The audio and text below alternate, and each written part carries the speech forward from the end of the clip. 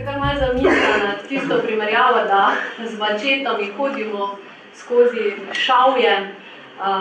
Jaz se sicer ne počutim čisto kot kak domorodec, ampak primerjava je pa kar zanimiva, saj nekako se trudimo orati to ledino. Jaz sebe smatram kot mladinsko delavko in izhajam iz zavoda Nefix, ki je nekoč, seveda, kot je že Matej povedal, izšlo iz društva Mladinski ceh. Tole svojo prezentacijo sem naslovila z naslovom, ki je zadnje čase pri nas zelo aktualen, to je Center zaposlitvenih rešitev, pod katerega smo združili vse to, kar sedaj na Nefixu že nekaj časa počne. Glavna dejavnost, ki jo imamo na Nefixu, je beleženje neformalno pridobljenega znanja. To pomeni, da mladim pomagamo z sistemom Nefix na enem mestu zabeležiti vse kompetence, ki jih lahko poleg formalne izobrazbe pridobijo. Na koncu ima mlada oseba ali v indeksu Nefix ali v elektronskem portfoliju vse te kompetence zbrane in sortirane na enem mestu. Najboljša stvar tega je, da smo ravno letos naredili anketo med 100 delodajalci v Sloveniji in ugotovili, da jih samo 12% to niti malo ne zanima. Vse ostale procente, lahko sami izračunate, koliko jih je, ta zadeva zelo zanima. Kje pa je težava? Težava pa je, ker mladi s tem ne pridejo do delodajalcev. Zdaj sem spet prišla do tiste težave, ki jo že vi obravnavate in sem slišala, da ste že našli mnoge rešitve, pa tudi izzive. Ampak tudi na našem zavodu smo se morali soočiti s tem, kako pa mladim omogočiti, da vendarle pridejo do delodajalcev. Zdaj bom začela s tem, kar je novega, ker me tudi Matej vprašal, kaj je novega. In sicer letos smo začeli s Centrom zaposlitvenih rešitev, v katerem mladi ustvarjajo priložnosti, da se povežejo z delodajalci. Zdaj, na kak način to poteka? Čisto konkretno, recimo, tisto, ko je Matej rekel, da v tistem trikotniku se posameznik ne more pogovarjati s podjetjem. Neka organizacija se pa lahko. Če navedem plastičen primer, določena oseba, ki bi se rada zaposlila recimo pri največjem telefonskem operaterju v Sloveniji, ne more nekega dne zgolj potrkati na njihova vrata in jih prositi, a me zaposlijo. Če pa stori v imenu zaposlitvenega kluba, ki ga mi imamo znotraj našega centra zaposlitvenih rešitev, potem so pa vrata veliko bolj odprta, podjetje je veliko bolj pripravljeno sodelovati, projekti so pa morda od začetka malo drugačni, recimo takšni, da delodajalci dajo posamezniku določen ali pa skupini določen izziv, ki ga potem seveda skupaj rešijo in morda delodajalci potem prepoznajo določen kader, ki bi lahko jim v tem kontekstu koristil. Kako mlada oseba v našem zaposlitvenem centru lahko sodeluje? Imamo izobraževanja, vendar smo na neki točki ugotovili, da mladi ljudje potrebujejo bolj celostno obravnavo. V slovenskem prostoru, zlasti na območju Ljubljane, se pojavlja kar veliko različnih delavnic. Kako pripraviti dober CV, kako pripraviti ustrezno motivacijsko pismo, kako se pripraviti na zaposlitveni razgovor. Medtem ko so mladi izpostavili dejstvo, da pa pogrešajo neko celostno obravnavo. Kako zdaj z ene delavnice do druge in tako naprej napredovati. Zato smo uvedli zaposlitvene klube, ki jim pač to pomagajo. Mislim, da smo do sedaj izvedli že več kot 20 zaposlitvenih klubov po celi Sloveniji in tisti, ki pridejo v naše klube do lani, so bili rezultati uspešnosti približno 50% se jih je zaposlilo v času sodelovanja v teh klubih. Seveda imamo za njih potem tudi individualna svetovanja, ko se za vsako mlado osebo usedemo in zamislimo. To smo letos upeljali na podlagi tega, ker so mladi ravno to pogrešali, da jih nekdo spremlja. Zadeva v našem okolju je namreč takšna, da dokler je posameznik v šolskem sistemu, je v sistemu in se sistem ukvarja z njim. Kar pomeni, če doseže določeno število točk, napreduje. Potem pa, ko mlada oseba diplomira, kar naenkrat nima več tega sistema. Kar potem za njo pomeni lahko stres ali pa, da se na nikogar nima obrniti. Zato smo uvedli tudi to individualno svetovanje in osebno spremljanje. Poleg tega imamo seveda tudi klub kolegice. Tukaj pa naslavljamo ta problem, da je v glavnem v slovenskem prostoru bistveno večja težava pri zaposlovanju mladih žensk. Če grem malo naprej, bistveno večja težava je pri zaposlovanju družboslovno izobraženih mladih žensk. V Sloveniji imamo namreč zelo visoko strukturno neskladje in še lani je veljal statistični podatek, na novo ga nisem preverjala, tako da nisem čisto prepričana, mislim pa, da je precej blizu, da med terciarno izobraženimi, torej tistimi, ki imajo univerzitetno diplomo, je med brezposelnimi na Zavodu za zaposlovanje prijavljenih 71% mladih žensk, kar je res obupen podatek. Tako da mislimo, da tukaj bi bilo potrebno še marsikaj storiti. Mi na to odgovarjamo s klubom kolegice, ki ga bom malo bolj podrobno opisala malo kasneje. Zaposlitveni klubi. Če bi bili zdaj vi udeleženci mojega prvega zaposlitvenega kluba, se nikakor ne bi zgodilo, da bi prvih 10 minut govorila zgolj jaz. Zaradi tega, ker pri nas je metodologija, da posamezniki takoj, ko vstopijo v naš zaposlitveni klub, so aktivirani. Na tak način, da morajo predstaviti sebe, povedati, kaj znajo, katera znanja lahko delijo z drugimi.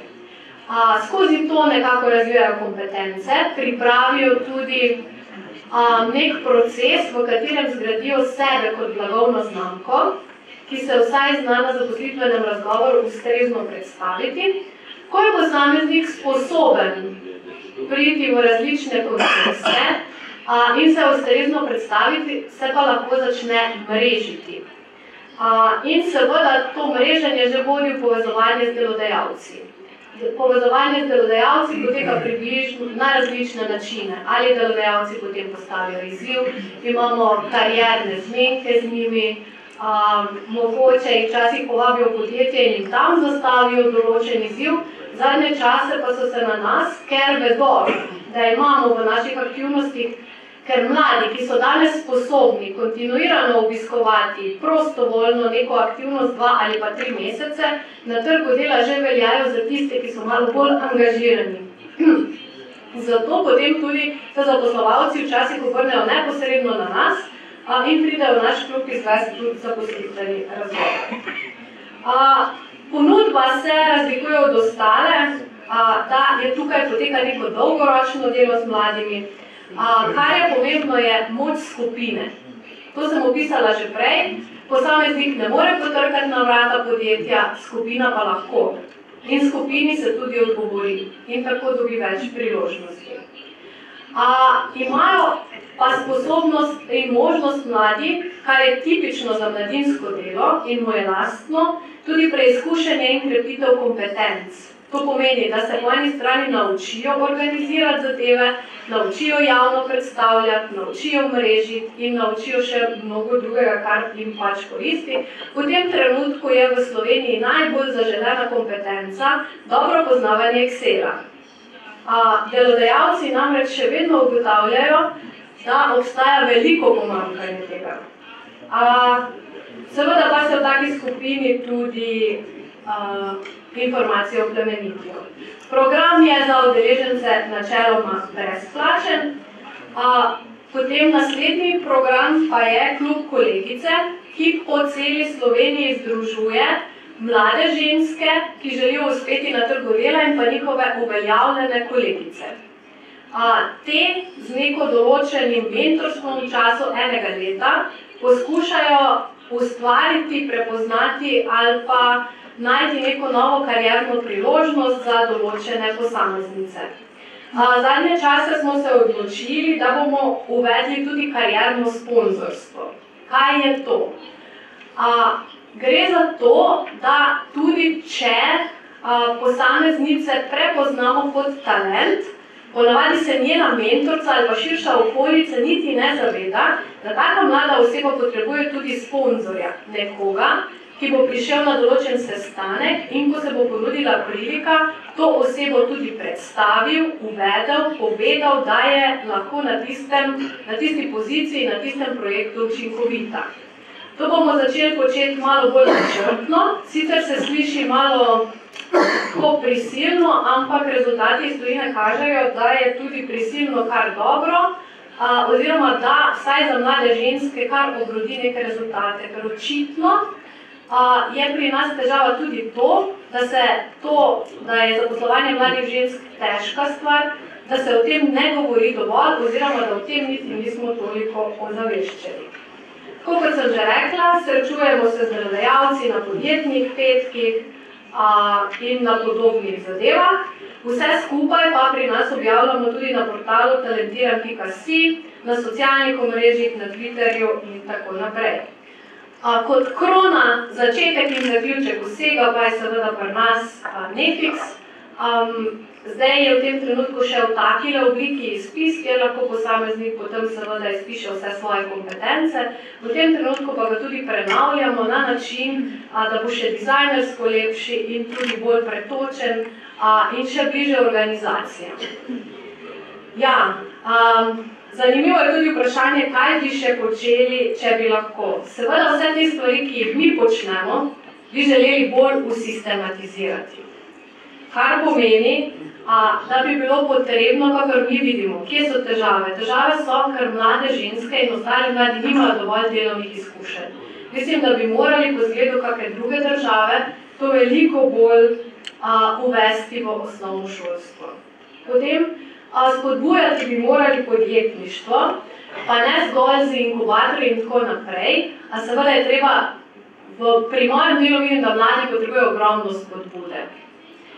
To je nujno potrebno. Po drugi strani pa, mlada oseba, mlada ženska, ki se v tem trenutku odloči, da bi imela podjetje, lastno podjetje, misli, da ima nekaj potencialnih poslov, vendar tega še ni preizkusila, pa nima več študentskega statusa, v naši državi praktično tega ne more preizkusiti. Mora, če želi preizkusiti svojo podjetniško idejo, mora delati na črno. Ni mehanizma, ki bi jo usmeril oziroma pripeljal tja, da bi to se zgodilo spontano. Tako da tukaj vidimo še odpravo birokratskih ovir, pa seveda razne sistemske rešitve. Seveda bi pa radi tudi, naša naloga je, da bi vzpostavili sistem za beleženje, ki bi posameznike bolj gladko pripeljal tudi do delodajalcev. Nekaj zanimivih primerov iz tujine. Ves čas nas že navdihuje Univerza v Gentu, v Belgiji, ki praktično mladim oziroma komorkoli pač obiskuje ta program, omogoča beležiti neformalno izobraževanje na tak način, da lahko pridobi tudi celotno diplomo na tak način. Seveda je takih primerov malo, vendar bi kazalo na naših univerzah upeljati tudi več priznavanja neformalnega, kar bi seboj prineslo tudi več priznavanja in pa spodbujanja delovnih izkušenj. Vsekakor tako, kot sem že prej rekla, v drugih državah se lahko učimo, kako dati več praktičnega pouka.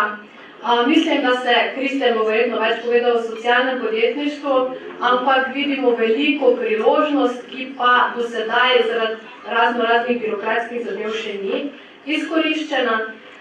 So pa dobre priložnosti v tujini tudi crowdfunding in sicer Kickstarter, Youthbank in tako dalje. In če povzamem, kaj se mi zdi zdaj v tem okolju oziroma kaj mi opažamo, da je dobro bilo na samem področju zaposlovanja mladih. Vsekakor subvencije za zaposlovanje, ki so številnim prinesle zaposlitev, težava pa je, da ne dosežejo vseh ciljnih skupin. V Sloveniji je recimo iz zaposlitvenih priložnosti izpadla generacija med 30 in 35. Dobro je, da imamo veliko delavnic za zaposlovanje po vsej Sloveniji. Fino je, da se nekatere fakultete imajo res primere dobre prakse, kako se povezujejo z gospodarstvom. Izkušnje v tujini nam prinašajo mednarodne mladinske izmenjave in pa je kar nekaj podjetniških in coworking prostorov, ki zares delujejo. Nekateri so, ki obstajajo, pa ne delujejo, ampak je pa kar nekaj takih, ki delujejo. Zdaj, kje pa vidimo težave oziroma minuse oziroma izzive? To, da brezposelni, ko končajo izobraževanje, čisto izpadajo iz sistema. Seveda se vpišejo na Zavod za zaposlovanje, ampak če so bili prej vzgajani praktično 20 let v nekem sistemu, se potem počutijo izgubljene. Težko je najti neko celostno obravnavo brezposelnega mladega posameznika, pa tudi, kot je že Matej prej omenil, je lepo, da sodelujemo, vendar je to sodelovanje na tem področju še zelo šibko med samimi organizacijami, ki bi ena lahko ponujala eno stvar, druga drugo in tretja tretjo. Kot sem že omenjala, je pa težava strukturno neskladje, ki vodi potem velikokrat sploh mlade ženske v neko preizobraženost, ki pa potem pripelje do tega, da mlada oseba s tako visoko izobrazbo družboslovno pa sploh ne dobi zaposlitve in velikokrat se pojavijo tudi tukaj resne osebnostne težave. Kakor sem pa slišala, ste se pa že dopoldne pogovarjali o največjem problemu, da je sploh gospodarstvo na šibki nogi in zato imamo tudi pomanjkanje delovnih mest. Osebno pa vidim problem tudi v tem, ko gre za izseljevanje, da se izseljujejo v glavnem naravoslovno-tehniško izobraženi ljudje, ki imajo tudi v tujini visoko ceno. Medtem ko družboslovno izobraženi tisti, ki imajo tudi strukturno težavo, pa nekako ostajajo in tudi nimajo takih priložnosti v tujini kot naravoslovno-tehniško izobraženi. Tako da mogoče za tale uvodni del toliko z moje strani.